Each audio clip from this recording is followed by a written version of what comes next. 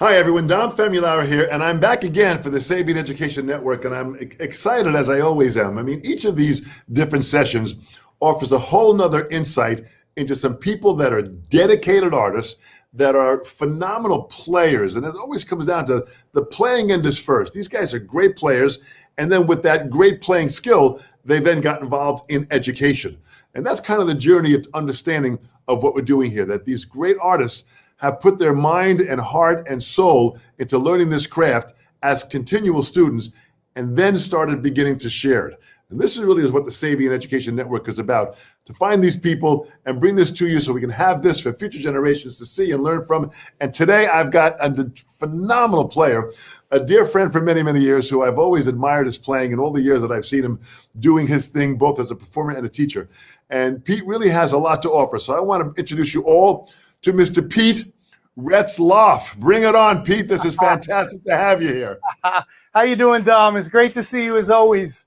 It's always a pleasure to see you and talk to you. Every time I see you and talk to you, you leave me thinking about something. So I value your friendship and you know, when I grow up, I want to be like you.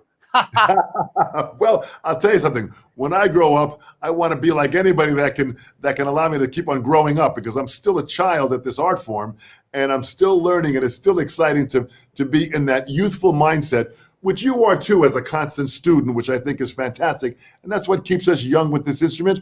So let's talk about your early days. What got you kind of started? Because I mean, you're a phenomenal player. You're jazz playing, and we'll talk about your book, about what you did with your book as far as being able to deliver jazz in a way that really whets the appetite of this young generation to deliver jazz well into the 21st century. So tell me how drums kind of began in your life. Yeah, I'm from Ohio originally, from Columbus, Ohio, and I found Ohio to be a great place to grow up. There were a lot of older players there that were mentors. There was a club scene at the time that people played in. There were a lot of gigs. I started playing gigs really young. When I was in high school, I was working 6 nights a week. And I got to give a shout out to my mom, because she let me go to the bars, you know, when I was, you know, I didn't have a car, and I don't know if I drove, because I used to get a ride with the guitar player in the first gig that I had. But we would play like 5 or 6 nights a week in these clubs. And I started by playing violin young, like 5th grade. I think I started violin. And I never really had a great private teacher or anything, but I played in orchestra, and I did that until high school. I guess the end of junior high school. But I always had some kind of obsession, like everybody else you talk to, about beating on things, you know, hitting the Tupperware with the spoons. And I was also at that time a real listener of music. I bought records all the time, and I was fascinated by the way music sounded. And I would listen to the same record over and over and over again till I really knew it. And I think this is still something that I do all the time today. So what records were you listening to at that time? I liked Al Green and like a lot of soul music, Isaac Hayes. A little bit later, I got into Tower of Power, and I harassed David Garibaldi, who I just talked to recently, and he taught me a series of lessons that was life-changing a little bit later. I liked a lot of rock stuff, a lot of prog rock, and, you know, like everybody else, I like Zeppelin. And growing up in Ohio, there was a big Midwest rock thing happening. So it was mostly those things. I had a little bit of jazz stuff, but it was mostly like rock and funk that interests me a lot. I loved Rush. I was, you know, when Neil Peart died, it was a sad day in my life. I love Rush so much that I flew out to LA and went with my cousin to their last gig. We didn't know it was the last gig at the time, but it ended up being. That's how much I love them. And, you know, they played in my hometown all the time when I was coming up. But I started playing drums. I had a teacher who taught me to read and play rudiments for about a year. And then that, I don't know, something faded away. I think he left the music store I was studying at, and I didn't have a drum set yet. I got a drum set. You know, I live with my mom and my sister, single parent. You know, I have to give my mom, you know, 20 shout outs for all this, you know, finding, you know, the dough and the time to take me to the drum lessons, and later letting me, you know, experiment and try to play, and, you know, gave me enough breathing room to check it out. And she used to come to my gigs all the time. And, you know, so with that kind of support is the most valuable support you can have for a parent to support the insanity of us wanting to play music. So let's go back to the 6 night a week that you're working. What kind of music were you playing in those clubs? Mostly in the beginning. Let me just tell you a couple things to preface to that. So I got another teacher who was a great drum set player. He played violin, piano, sang, composed music, produced music, really talented at a young age. His name is Tom Harriman, who I just talked to last week on social media. And he was really instrumental in a couple ways for me to be sitting here today. One is he really got me going in a more advanced way with the music I like, which is especially a lot of funk. And I was having a lot of trouble. We lived in an apartment, and every time I started playing the drum set, we would get complaints from the neighbors, and to the point that probably we would have been thrown out of the apartment. And so he called me up one day. He said, "Are you busy right now?" I said, "No." I was a little surprised, like it wasn't drum lesson day. Why is Tom calling me? And I totally looked up to this guy and idolized him. He was everything that I wanted to be. And so he took me to the music store, shelled out the cash, and brought me a Remo practice pad set, one of those, 2 toms, like a cymbal, 2 toms in the snare, and a bass pad. And he said, "So I'm fronting you the money. Just pay me a little bit at a time till you get it paid off. I know you're having trouble, and I want you to play."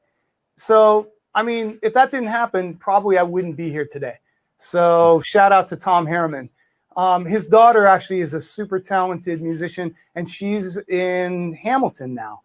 So yeah, the whole Harriman family were super talented. Anyway, he went on the road, so that the lessons started to fray a little bit. He didn't have time really to do it. And he said something though. He said, "I'm going to get you a gig. You're ready to start working in the clubs."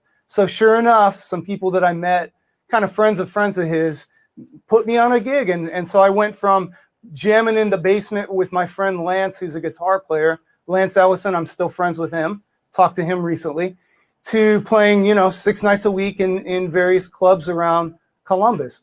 And I did that through the end of high school. And I had a period of time for a couple years where I didn't even have a drum teacher. The most formative period was in the clubs, but I should have been studying Will Coxon and syncopation. And so one day I was playing my gig at that point. One day after school, I knocked on the door of the percussion department at Capital University. And this was another fateful day in my life that still is bringing, great friendship and reward. Bob Breithaupt opened the door, and he's like, "Hey, can I help you?" And I'm like, "Hey, I'm a kid. I live in the neighborhood. I need a drum teacher, and I can't find one." He said, "Well, go sit down on the drums." And I remember this like it was yesterday. So I sat down on the drums and probably beat the heck out of his drum set. And he's like, "Wow, you for a young guy, you play pretty good, but your hands are terrible." And I'm like, "When can we start?" And so the next Tuesday, I remember we started lessons, and this began a big association with Bob Breithaupt, who's a Sabian artist and educator and great player and great businessman. And he's another one. When I grow up, if I could be a little bit more like that, I would be much more successful in my life. Boy, I agree for sure. And Bob is a great guy, a phenomenal player, a great historian of the instrument also, which is amazing too. And Bob's up in the Ohio area, so he's still active. I want to have him on this interview show at some point in the future. We will sure have this. So you got some good guidance. So now you're playing. When did the jazz thing start to open up for you? And really, at that time, I bought 4 and More, and I heard Tony Williams, and I said, now I have to play jazz. Interesting. And so in this time, and actually, I graduated from high school, and then I moved up by your way in Port Jeff, and I lived in a band house there, and I played with it was 4 African American cats and 4 Latino cats and me. We had a 9-piece band, and we traveled in the tri-state area. I met them when they were in Ohio, and they took me to New York. And so I lived in New York for a year playing with this band. And after about a year, what year was that? It was after high school, so it was like early 80s, I guess. And we played at my father's place, and we played, Tuesday night we'd be in some little place out by where you live now, and then we would be in Jersey, and we'd be just all over it. We had a band van and an equipment truck, and we would just travel the tri-state area. I did that for about a year. We played a lot from midnight to 4 in the morning. It was the same though, like 6 nights a week we would be working. And I remember I didn't see the sun for like 2 months when it's like dark at 4, and then I would come home at 6 a.m. and I'd go to sleep when it was dark, and I'd wake up again at 3 when it was getting dark again. And after about a year of that, I said, I really need to get things more together. Bob, before this, had started me in syncopation. He had started me in Wilcoxon, in the Cerrone book. He got my technique more straightened out, although it took even more time. Like I studied then because of Bob with Ed Soph, with Jim Chapin, with Gary Chafee. I called Garibaldi and bothered him. And a series of lessons I had with him was absolutely life-changing. So I came back to school, to Columbus from New York. I got another gig playing like 5 nights in the clubs. I had landed the gig before I came back. So then I said, I'm going to start college now. So I went to Bob's College, Capital University, and I started as a business major, believe it or not. I just said, I don't know if I want to be a music major. I'm already playing all the time. I want to keep going with music, but maybe I'll learn something else. And it wasn't very long at school that I said, I'm itching to study some more music. And so I had already been playing a bit of piano also in high school. Not well, but I took some lessons and I learned my chords and I learned melodies. I could look at a lead sheet and start to read it. I started to hear harmony more. So when I went to college, then it started to get more serious. Composition, piano, improvisation, ensembles. I also had another mentor that I should have mentioned. I just put a song of ours up on my social media, I think a week ago. His name is Stan Smith. He was my first ensemble director when I was about 14 years old, before I started playing in the clubs. And I was playing some jazz with him, and Brazilian and Afro-Cuban and funk. And there was a drummer who's a Columbus mainstay still, who's 80 years old, I think now, named Wally Mitchell. And Wally has perfect pitch and is an amazing drummer. So when I was really bad in the ensemble, Wally would always be around this studio that we rehearsed in, and Stan say, Wally, show him how to do it. And so Wally would sit down, and he was the first guy I saw that was really, and this is before Bob, he was really a loose, modern jazz guy. And I was more, I looked more like that when I played, more, not like I look now, I don't think. And so it was amazing just to see that. And I started going to the jam sessions with the jazz players in the clubs, and so I was still, playing in the clubs, but I started to branch out and get more interested in jazz.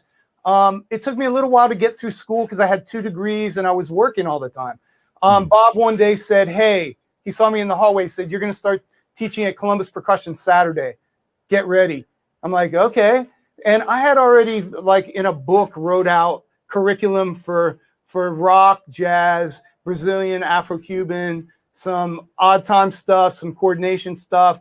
I had my reading material together. So really, all I had to do is, I had a red notebook. All I had to do is bring my notebook and, the Alfred book and a rudiment list. And I was pretty good to go. And I learned so much from that experience in Columbus. I taught mostly kids up through high school. And pretty soon, Bob got me in the prep program at my university capital, and I graduated. I kept going, and then I got this crazy idea, and I was really playing a lot of jazz at this point. I'm still playing groove stuff. I played in a great rock band, playing kind of funky rock stuff in Columbus that had some success, and teaching, 3 or 4 days a week, and kind of doing the same thing I'm doing now, really, just somewhere else when I was younger. But I was taking these lessons. I got a grant to study with Ed Soph from the NEA, National Endowment for the Arts. And I went down to Denton for a week, and I studied 8 hours a day, 5 days in a row with him. Life-changing experience. I flew to Boston and studied with Gary Chafee several times. Life-changing experience. And I really understood how these teachers that were so advanced, how they operated, what they said to me, how they picked me apart. Some were nicer than others, but it didn't matter to me. It was just strictly let's get to what the next thing is. I came to New York. I used to just come to New York because I wasn't scared that much about New York because I had been in the area. And I remember I took a bus to where was it, South Orange, to study with Morello. Was that right? So I took a bus out there and I took a lesson from him. And all of these things were like little keys that were unlocking things. I remember when you did a lesson with Chapin. You came out to my old studio, right, and took a lesson with Chapin, and you had several lessons with Chapin whenever he would come by and meet up with you. I studied with Jim in Ohio because Bob would bring him into Capitol, and then later, I came out to your studio, and that's the first time I met you. Later, we haven't talked about the Drummers Collective yet, but later when I was a teacher there, I would always book 2 or 3 hours a week when he came, and he'd say Retzlaff. He never called me Peter ever. He's like, Retzlaff, why are you here? That's the best Jim imitation. It's probably not too good, but he'd always say Retzlaff in some way that just rings. It rings in my ears still. And he said, why are you here? I have nothing more to show you. And I'm like, I just need to be around you. I just want to be around you, and I have more questions. You got to answer my questions. And those are magical memories. Yeah. So I felt like I kind of lived my best life in Ohio. And I said, there has to be something else. And I think I had a little bit of a midlife crisis very early then because I didn't know what to do, really. Bob hooked me up with the director of Eastman School of Music, and he came to one of my gigs in Columbus. He just coincidentally was there. And he said, if you want the teaching assistantship at Eastman, I'll leave it open for 2 months and you let me know. I visited Eastman, didn't like it. I don't know. There's something in my stomach just said, this isn't the place for me. Yeah. I came back to New York, and I went to Manhattan School of Music, and I didn't think this out too well, but they're like, well, you can't come in here without a guided tour. So I waited till the guard left his post, and I ran into the building, and I heard a band playing at the Manhattan School, and I opened the door, and I looked probably like some drug addict or something. I sat down, I was sweating, and I probably had a look on my face like, and so the song ended, and these guys just looked at me, and the band laughed and just laughed at me basically. And I said, oh man, I like avoided security. I just want to come and look at the school. They won't let me do it. So Rodney Jones, who was later my neighbor up in Harlem when I went to Manhattan School, he was the teacher. And he's like, what are you doing here? And I'm like, I just want to look at the school. Can I listen to you guys and talk to you guys a bit? And he was the nicest guy. The band was so nice. And what I didn't realize is these were like the best guys at school. And I'm like, man, if everybody plays like this, which, everybody did play great at the Manhattan School of Music, but these guys were really special, I thought. And I'm like, I need to be here. I need to be where the competition is great. And I called John Riley, my buddy Jim Rupp, who owns Columbus Percussion, and later I wrote the Baby Steps to Giant Steps book with. He gave me John Riley's number. I called John and I said, John, I want to study with you at the Manhattan School of Music. And there was this big awkward pause. And he said, after about 50 painful seconds of silence, he said, the last thing New York needs is another drummer. And then there was a slightly less awkward pause. And I said, well, I'm coming anyway. I got a little mad behind it. And I'm like, I'm coming anyway. Can you tell me what to do? And he said, well, okay. In that case, here's everything you need to do to succeed in your audition. And he spoke to me on the phone for like almost an hour. Yeah. And so I auditioned at Manhattan, and I moved to New York with the idea. I had a limited amount of money, and money was always a problem with me, or not a problem, but a challenge. I had a limited amount of it. And so I had to figure out how to basically put myself through school and, buy the things I wanted to. And so I had a plan. I had, I think, $10,000 saved. I got a scholarship that enabled me to get my degree in 2 years for, I think the total was, I don't know, $6,000 or something. It was very cheap because I got a good scholarship, and really education was cheaper then. And so I had that money, and I said, when the money's gone, I'm going home or something else. I'm going to do something else. And I've been in New York ever since. That was 1990, mid 90s I went. So fantastic. Well, this is ever since. This is an adventure that was driven by deep passion, and you persevered, man. You just stayed with it, and that really is a fantastic energy that you had to want to learn. But what drummers were you listening to around this time? What jazz drummers were kind of being influential in your playing? Well, if I went back, certainly all the funk drummers in the 70s and 80s would have been important to me. I idolized David Garibaldi, and I later studied with him. So that was like a dream come true to just be around him. And he was so exact about like picking up on my weaknesses and telling me what I could do to fix them, that, I mean, this changed my life really seriously. I like Neil Peart a lot. I like John Bonham a lot. I liked a lot of prog rock. Yes. I idolized Phil Collins. I thought he was a great drummer. Yeah. Jazz, the minute I heard Tony Williams, I was in love with jazz. Later, it took me a while to learn. You could love Tony Williams, but if you don't know Philly Joe Jones and Art Blakey and Max Roach and Jimmy Cobb and these guys that came before that are really like the foundation, when you try to float out further than that, it never really works out too well. I remember I was at a jam session in Columbus once, and there was a gentleman I'll never forget. I'm sure he's passed away by now. And he said, I know what you like. I know what you want. You like Elvin and Tony. I know it.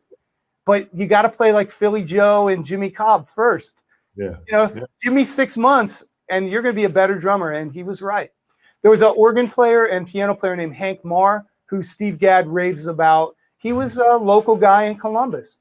And so when I got my act together a little bit in jazz, Bob flicked me some gigs that got me on playing with him, and he was a mentor of mine till after I left Columbus to come to New York. I still would go home and sometimes play with him, and he was the nicest man and really helpful to me.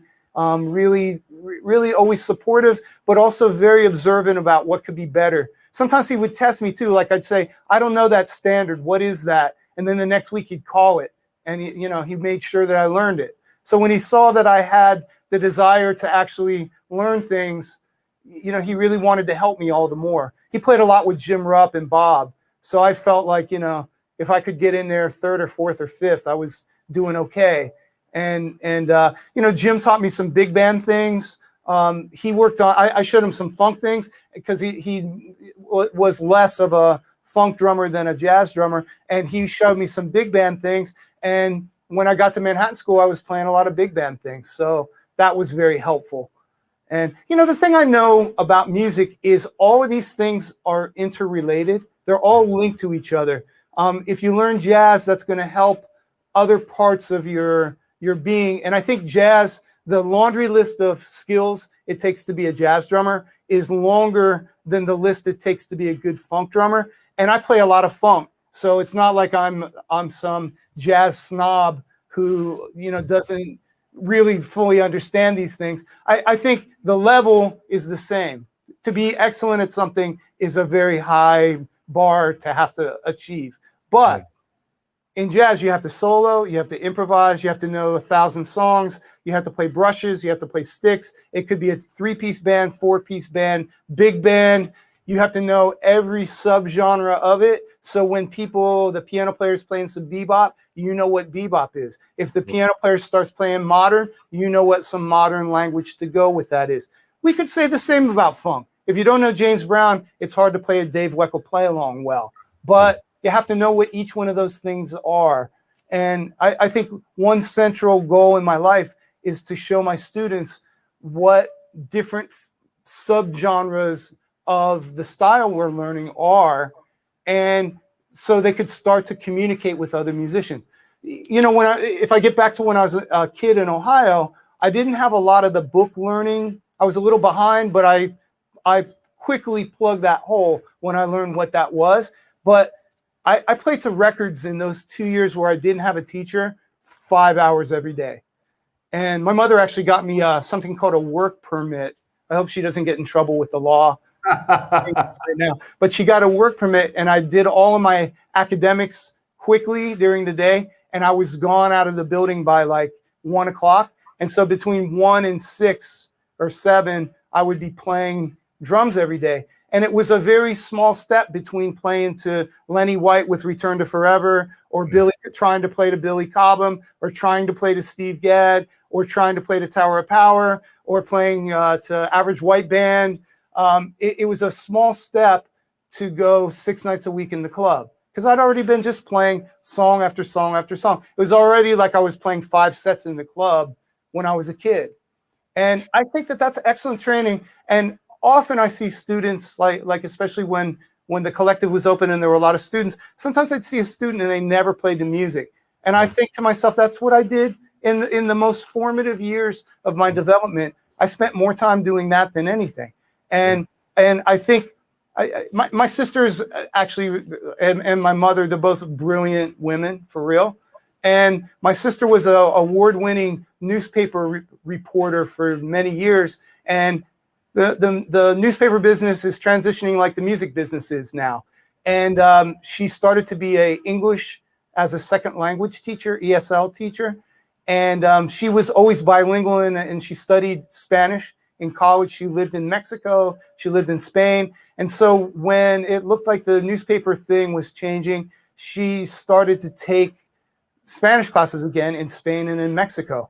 And I remember talking to her. I don't even know if she remembers this conversation, but she said, it's really hard to lose your English pronunciation. And it gets harder as you get older. Well, guess what? 5 years later, my sister, she's been studying like crazy. She called me, I guess, about a year ago. She said, I lost my accent. When I go to Mexico now, people think I'm Mexican. Oh, is that fantastic? So there's a very important point to this. Culture can be learned if you study hard enough. Now, if she grew up in Mexico, it probably would have been a little easier earlier, but she learned the culture, she learned the language, and I think music works the same way. I think we could learn any style we want to. I don't think the style comes from a book alone.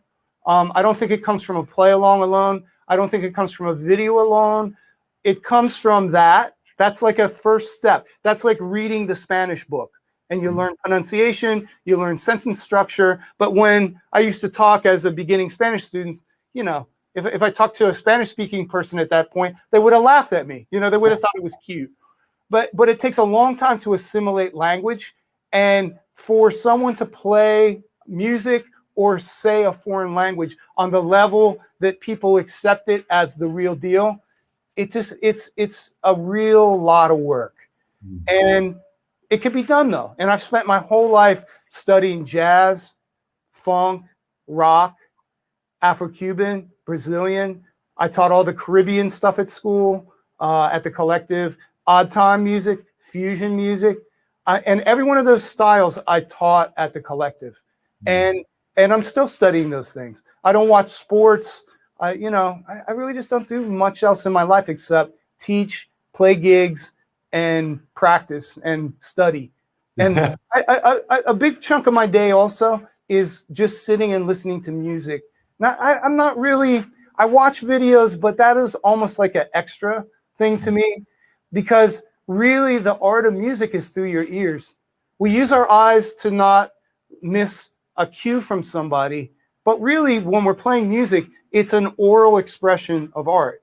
And we have to train our ears to be able to hear what the drums are doing. And unfortunately, a lot of drummers, myself included when I was younger, particularly before I started playing a little piano, I would get stuck just listening to the drums. And I didn't know what the harmony was. I didn't know what the bass line was. I didn't know if there was a singer, if like the big fill I wanted to play got in the way. I didn't know what the dynamics were as much as I should. And I think people that really sit and they listen to music and play to the music, they really know what to do in a deeper way when it comes to playing music with people. Also, we could blow this up. I'm sorry I'm talking so much. It's all right. Keep going. We could blow this up to say if I'm producing a track and I'm recording, I still have to know the same basic aesthetics of music with that as if there was a 4-piece band playing with me. Right. All the same principles of music apply, whether I'm playing to a track or playing live with other players. Boy, this is so great, Pete. You know, and this really kind of shows the depth and the intensity you have in as a student of the art form. Listen, you've done some serious homework to understand this instrument, as I have known for many, many years with you. Here's what's interesting. We've got several people here. I mean, we've got a lot of people here that are online that are literally from all around the world. Hey, And everybody. it really is from everywhere, from all throughout the U.S. to Spain to the UK. We've got people everywhere here that are in here. But I've got one question that came in from Larry Rizzo. I want to bring this question up. Larry Rizzo, who was a phenomenal drummer, but I'm not sure why I'm not. There it is. I see it. Who's a phenomenal drummer, he's a former student of mine. Larry's a great, great guy. He says, I have a question for Peter. Give us 5 jazz standards that every young drummer should know. And if you can, give us a drummer or artist to listen to that would be great also. So who would you say? Give us 5 jazz standards. I actually want to answer that a little different than the question was posed. And it's a great question. And thanks, Larry. That's a thoughtful question for real. Yeah. I would say, well, I do say to every student of mine, I think a good first step of starting to understand jazz would be to trace the drummers of Miles Davis through Miles' band, from Philly Joe Jones through Jimmy Cobb, and that should be like a study that takes a while. And then go to Tony Williams. If somebody's really still hanging in there, you could go to Jack DeJohnette. And then it turns into the end of Miles Davis playing jazz, and it's the beginning of fusion music with Bitches Brew. But I think understanding Philly Joe, Jimmy Cobb, Tony Williams, Jack DeJohnette, that's a line that does a lot of good. Then I could say this. There's another line that would be big bands. And if you went Count Basie and Duke Ellington, kind of that's like Philly Joe and Jimmy Cobb. And then you went to the Bob Mincer Big Band, which is more contemporary. That's a nice little overview of what that kind of drumming would be. I would also put the Vanguard Band in there, the Thad Jones, Mel Lewis. Mel Lewis, very important person to listen to. Very good. Yeah, the reason I hesitate to jump that in right away is those charts are really hard to play right away. It's like if you did the work with Count Basie, then you could go to Mel Lewis. And then for Bob Mincer, that's Peter Erskine and my teacher, John Riley from Manhattan School. And that's, you don't get much better than that these days. Yeah. And then I would say there could be some trio action that you could get into. And I think the Bill Evans trio, the Oscar Peterson trio, those two trios to, again, starting kind of earlier. And then if you have a student or you want to know more, if you just keep working your way out, this is the way that I learn. I could take Elvin with John Coltrane and start at the beginning with his like Coltrane plays the blues and Coltrane's sound, and go through Elvin to I could say the end of his life, but by the time you get to the 70s, Elvin's really in his own domain, in his own band. So that's a line that I think is great. I think there's some later drummers that are really important. Jeff Tane Watts certainly was a drummer of the 80s that started he played with Wynton Marsalis, and Wynton really had a message like young people should get back to playing jazz. And I think jazz became more popular again because of those guys, Wynton and Jeff Tane Watts.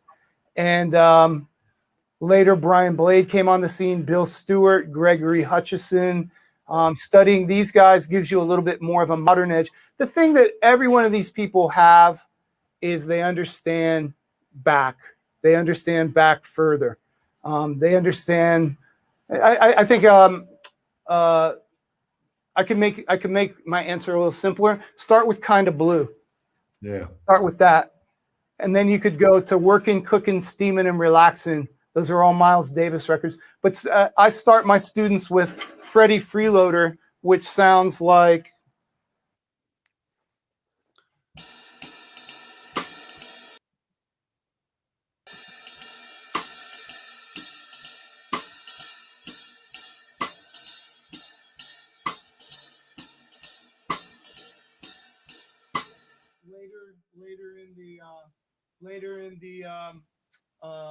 By the time there's solos, there's more comping. So that goes like this.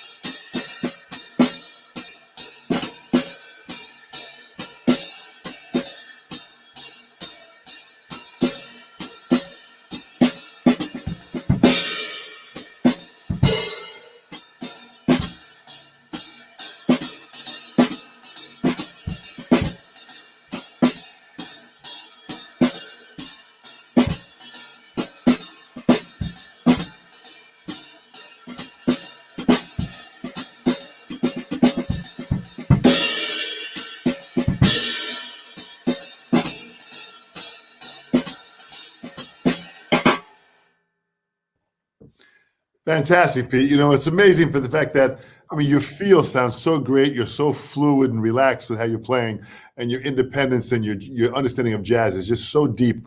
You got back, I mean, for many years, I remember going down to the Drummers Collective in the early days. You were there. I mean, you put some serious time and you really pumped out some phenomenal students. Jorge Sanchez is on here too from Spain. Another phenomenal student of yours and playing great in Spain. Yeah. So what was it like in those days? Just give me a quick overview of those days. I graduated from Manhattan School, and you know, I was out. I was running out of money. I have a friend, Dave Mead, who I just talked to recently, and he started to get me some gigs that paid a little more money in New York, rather than just playing, you know, little jazz gigs that didn't pay very much. I started to travel. I did some gigs with Diane Shore, the Grammy award-winning singer and piano player. I started to travel with some New York bands in Europe. And one day I was home visiting my mom. She still lives in Ohio, so I go back and visit. And and while I was visiting her, I called up Bob, and he said, "Oh, hey, by the way, I just recommended you to interview at the Drummers Collective." So I went and I met John Castellano there, who was running the school then. And he said, well, I mean, you have about the best recommendation you could have, but I have nothing for you now. And you could keep checking back, but it's going to be pretty hard to work your way in. And like everything else that seems to go the way it's supposed to, the door opened there. A guy left, and they said, I got a call. They said, hey, can you teach this jazz class? And I said, yes, I can. So I went and I did it. And when I was teaching the class, Mike Lauren was in the back of the room with his arms crossed like this, staring at me.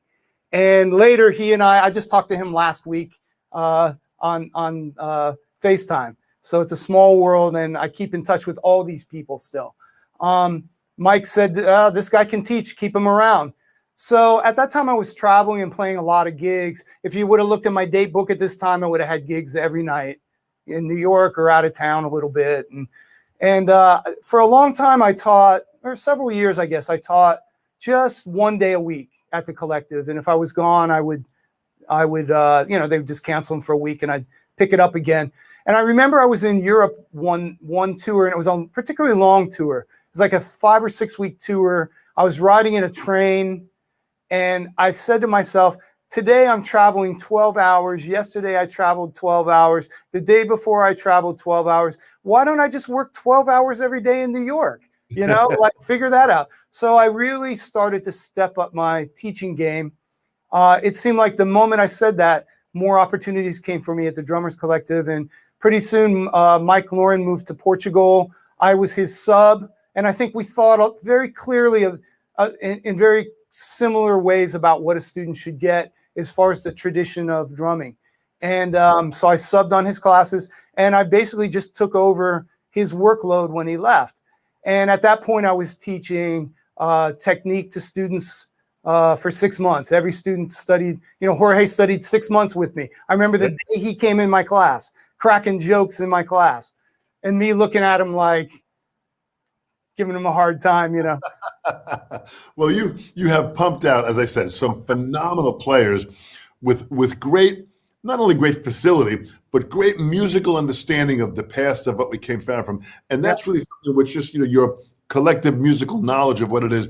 But I got to tell you something, your cymbals sound fantastic. Just give me a rundown of what you have on your set there, because that ride just sounds so beautiful. I'm going to put you on full screen here.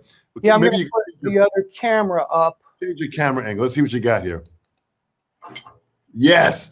So, talk about the cymbals that you have now. The HHX complex. These are beautiful. So I'm a pretty recent Sabian artist, and I couldn't be more happy with the cymbals that I'm playing now.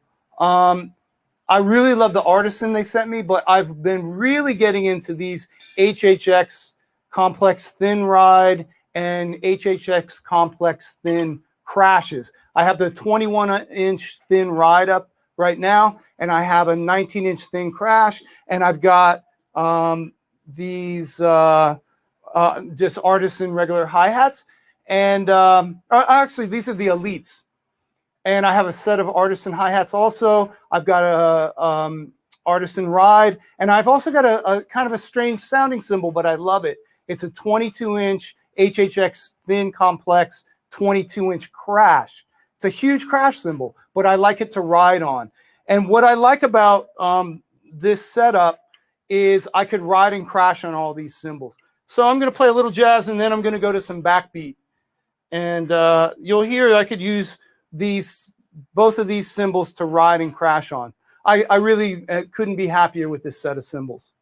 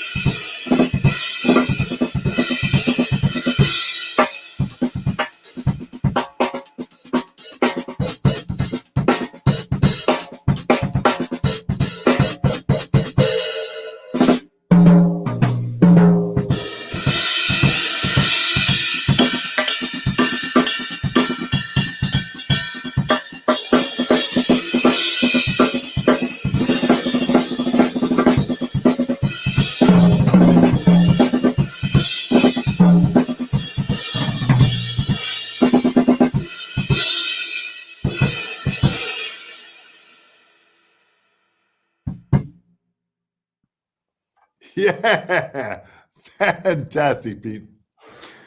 So The cymbals sound great. What sizes are those cymbals, Pete? this is a 21-inch HHX thin complex ride.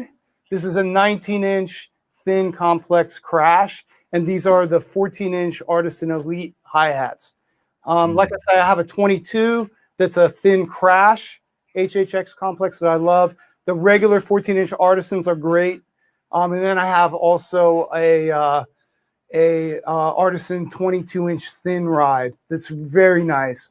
I also have an old school HH flat ride that's 18 that I've had for 25 years. I bought myself. So I did a session, I guess it was last week, and I used the 18 here and the 22 and the 19 and the regular Artisan. So I just love all these cymbals, and I couldn't be happier with, these.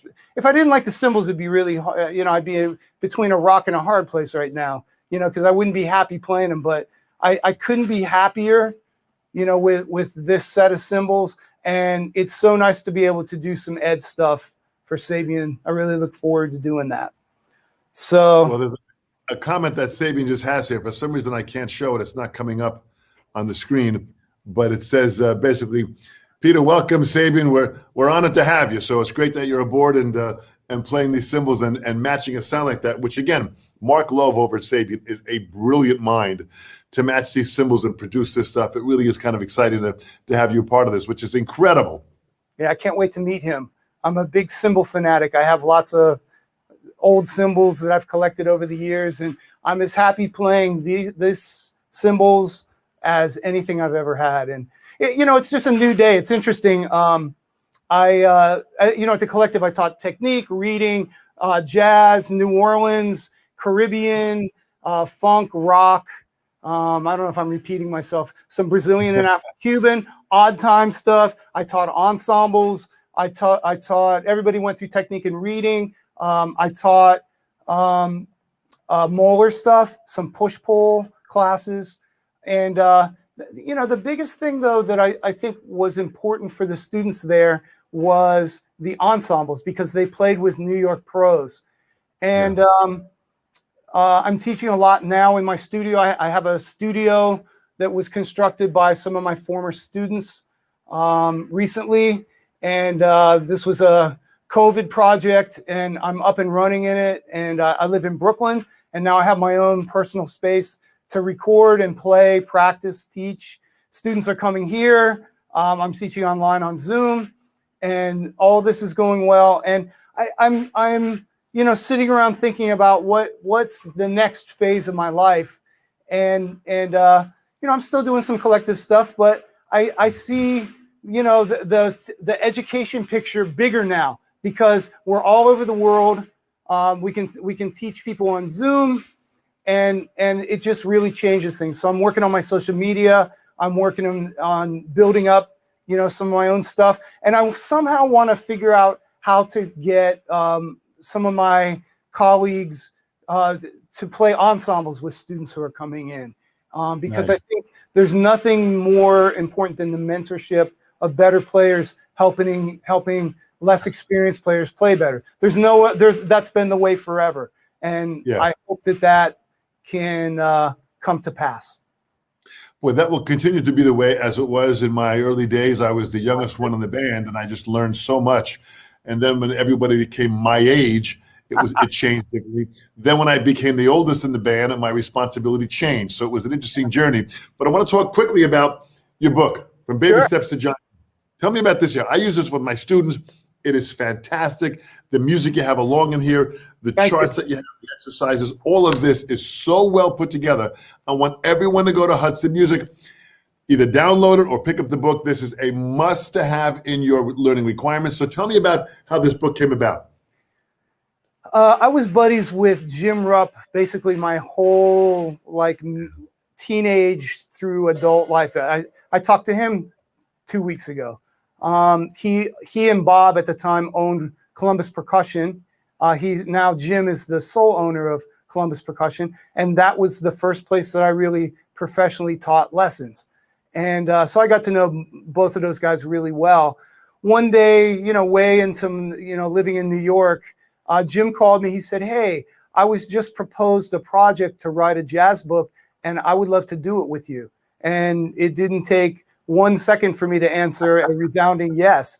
So we started to work with Joe Bergamini, who's another, huge Sabian SEN guy and book publisher and player and teacher and incredible person. So many hats. He wears as many hats as you do, Dom. Well, Joe was a former student of mine that studied with me for many, many years. And when he said he wanted to go from architecture into music, it was such a great fit because he's got that kind of a mind and can wear all these hats. He's the manager of the Sabian Education Network program, which we do here. So he is a heavily influential person, but he put his 2 cents into the book, and this thing really came out fantastic. Yeah. So we basically kind of split responsibilities, Jim and I. I wrote out the exercises. I wrote out the lead sheets. I wrote out the solos, and kind of the text that goes with the exercise portion of the book. Brush patterns I did, and Jim filled out a lot more of the text of the book. We surrounded the book with the play-along, so there's some preliminary exercises to get together, and then you could start to plug them in to all these different songs, starting at a very slow tempo all the way to a very fast tempo, and a graduated, track by track guide. And I think that it's interesting. The way that drummers learn jazz is not the way that we tend to play on the bandstand a lot, but that way is very important. Everyone should go through Jim Chapin's book. Everyone should do Ted Reed. Everyone should work through Alan Dawson's material. But when you actually play music, you have to listen and respond to the music that you're hearing in the moment. And again, that's one of the greatest things that we learn from playing jazz. I think John Bonham of Led Zeppelin, he heard like a jazz drummer, even though he never played jazz on a Led Zeppelin gig. But the way he heard music was certainly in the moment and responsive to what was going on, if you check out the bootleg live recordings that are available. So, I think that if you're an aspiring jazz player, if you listen to Miles Davis or some of these other bands I mentioned, if you got the holy grail books of jazz, Syncopation in Jim Chapin's book, John Riley's book, then if you went to Baby Steps to Giant Steps and you actually plugged it into some music, you're not missing anything at that point. It's funny that you mention that because that's exactly how I use it when I teach at it. But we start with Chapin book just to kind of get the fundamentals of independence and the movements and how to get that movement to fit in together.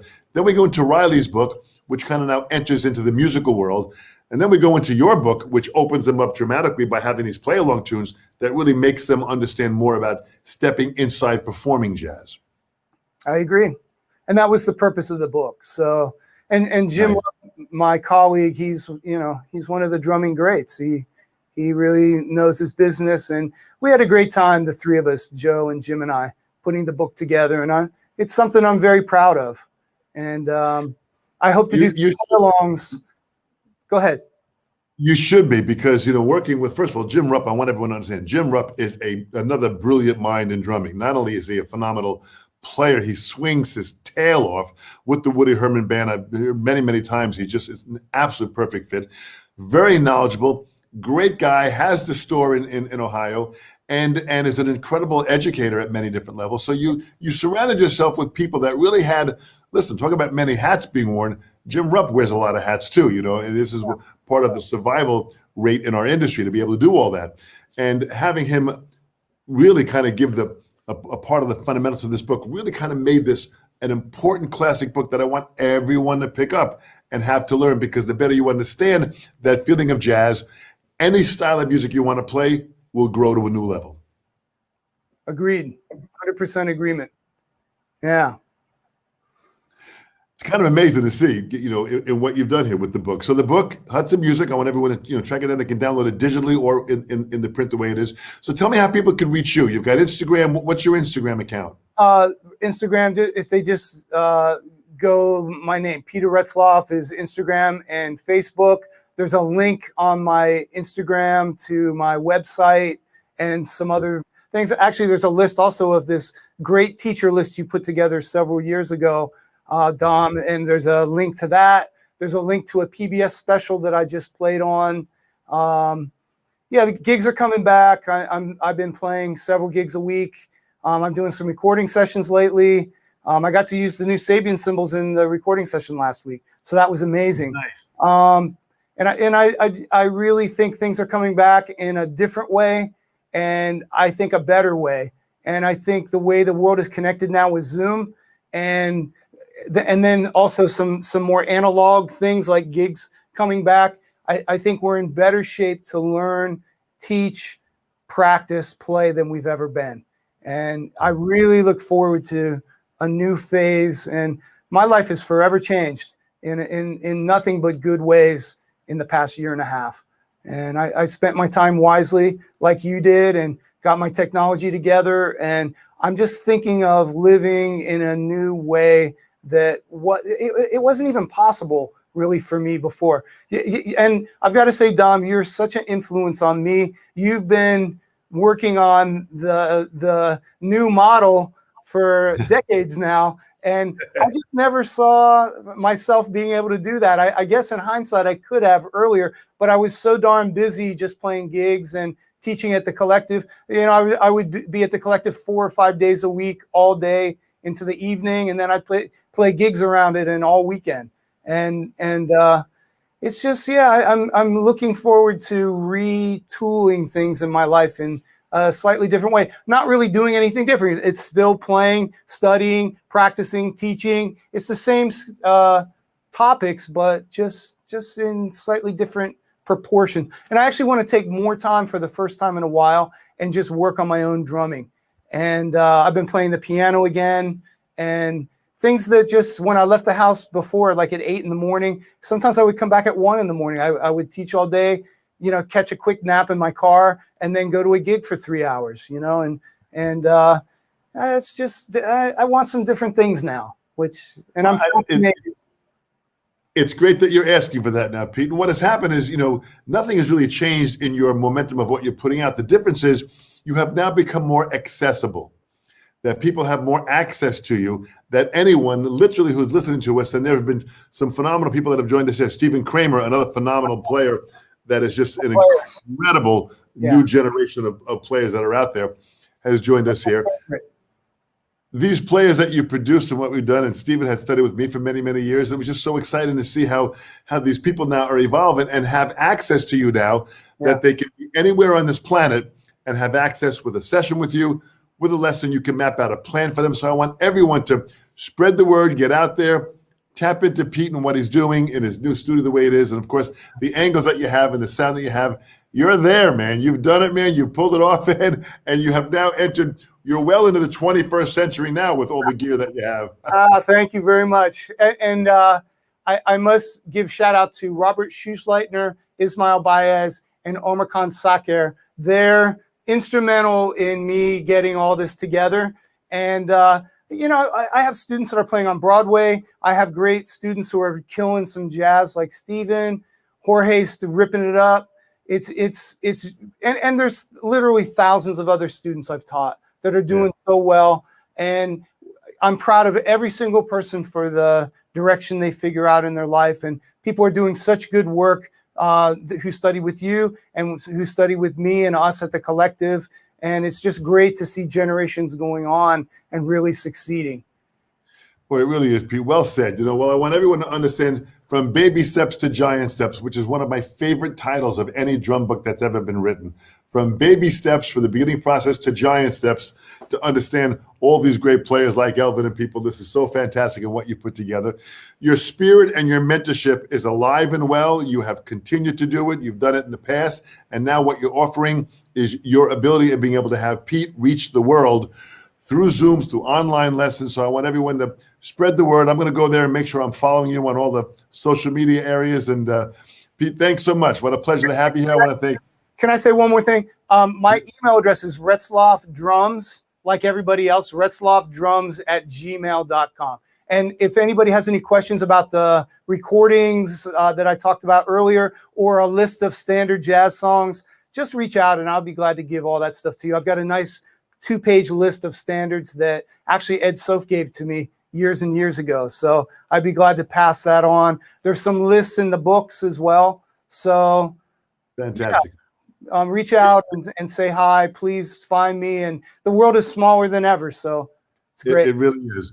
Retzlaffdrums@gmail.com. And there's so many more questions here about your piano playing, your more recommendations of albums. So let's consider a part 2 at some point to have you back again. Let's get this thing going. We'll get a part 2 to come back and we'll continue on with this conversation. Pete, I thank you so much. Everyone joining me, thank you so much. Joe Bergamini, thanks for managing all this here. Thank you, Sabian Cymbals, for not only allowing us to have this platform from my studio to the world, to Pete's studio, and to be able to make cymbals that are so fantastic that inspire us to want to continue to play music every single day. Pete, thanks so much. Stay well and stay healthy. Be well. Thanks, guys.